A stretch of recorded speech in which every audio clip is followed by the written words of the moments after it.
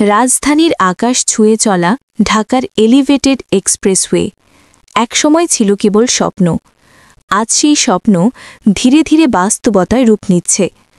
২০১১ সালে যাত্রা শুরু করা প্রকল্পটি বহু দেরি আর বাধা পেরিয়ে ২০২৩ সালের ২ সেপ্টেম্বর আংশিক উদ্বোধন হয়।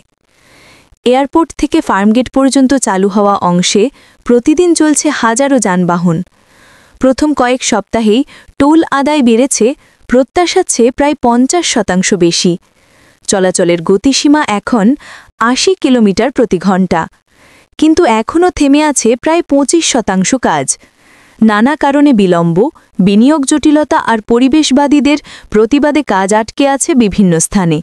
গাছ কাটার বিরোধ, নকশা সংস্করণ আর অর্থায়নের সংকটে প্রকল্পের গতি কমে এসেছে অনেকটাই।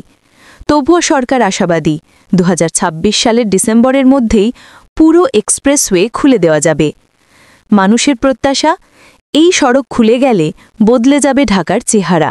যাত্রাবাড়ি থেকে উত্তরা মাত্র ২০ মিনিটে পৌঁছানো আর স্বপ্ন থাকবে না, হবে বাস্তব। অফিসগামী মানুষ, শিক্ষার্থী, ব্যবসায়ী সবাই চায় এই উড়ালপথে একটু স্বস্তির নিঃশ্বাস নিতে। তবুও প্রশ্ন রয়ে গেছে, কবে শেষ হবে পুরো কাজ? বিলম্ব বাড়লে বাড়বে খরচ, বাড়বে চাপ, আর প্রতিদিনের এই যানজটে ক্লান্ত শহর আবারও অপেক্ষা করছে একটাই ঘোষণার, পুরো এলিভেটেড এক্সপ্রেসওয়ে চালু হলো আজ। এটাই ঢাকার এলিভেটেড এক্সপ্রেসওয়ের সর্বশেষ চিত্র। অগ্রগতি আছে, আশাও আছে, শুধু প্রয়োজন শেষ গন্তব্যে পৌঁছানোর ধৈর্য আর প্রতিশ্রুতি।